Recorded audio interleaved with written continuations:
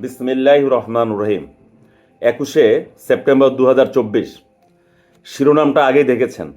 ভারতের দৈনিক আনন্দবাজার পত্রিকার আজকে যে শিরোনামগুলো, সেই শিরোনামের ছবিটা আমি আপনাদের জন্য ডাউনলোড করেছি।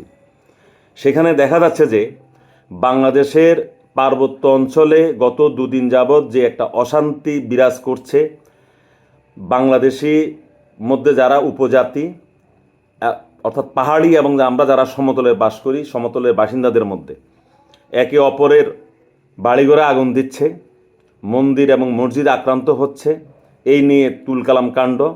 আজকে বাংলাদেশ সরকারের 3জন উপদেষ্টা রাঙ্গামাটি এবং খাগড়াছড়িতে গিয়েছেন।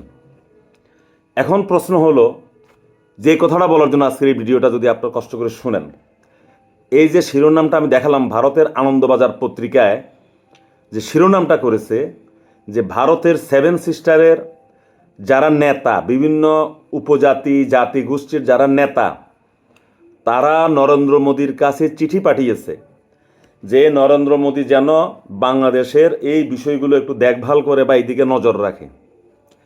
এই ভিডিও আজকে পাবলিশ করার অর্থ হলো এই যে আমি বহুবার আমাদের বাংলাদেশের ভাইদেরকে বলেছি যে তোমরা 7 সিস্টার নিয়ে তোমাদের এত পোস্ট দেওয়া দরকারটা কি? 7 সিস্টার হলো ভারতের একটা আভ্যন্তরীণ বিষয়। অনেকে আমাকে গালমন্দ করেছেন, অনেকে বলে তুমি বেশি বুঝো। আমি তো বেশি বুঝি না, আমি কম বুঝি। আমি বলেছি যে 7 সিস্টার নিয়ে যখনই আমরা মাথা ঘামাতে যাব, তখনই ভারত আমাদের পার্বত্য চট্টগ্রামে হাত দিবে।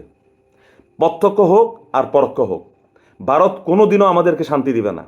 আমাদেরকে মনে রাখতে হবে, ভারত আমাদের পার্শ্ববর্তী একটি বৃহৎ শক্তিশালী রাষ্ট্র।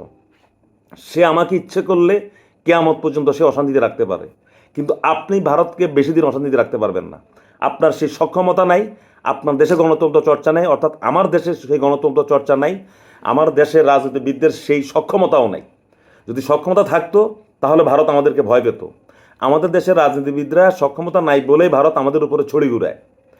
এই যে 7 সিস্টারের জন্য আমরা বাংলাদেশ থেকে কান্নাকাটি করি, কেন 7 সিস্টারকে স্বাধীন হয় না, বাবরকে বের করো, 7 সিস্টার স্বাধীন করো, বিশ্ববিদ্যালয়ের হলগুলোতে মিছিল, পোস্ট, সামাজিক যোগাযোগ মাধ্যমে যাদের জন্য আমরা কাঁদলাম, যাদের জন্য আমরা পোস্ট দিলাম, যাদের স্বাধীনতার জন্য আমরা বাংলাদেশ থেকে গলা ফাটিয়ে ফেললাম, আজকে সেই 7 সিস্টারের নেতারা নরেন্দ্র মোদীর কাছে তারা বার্তা পাঠিয়েছে।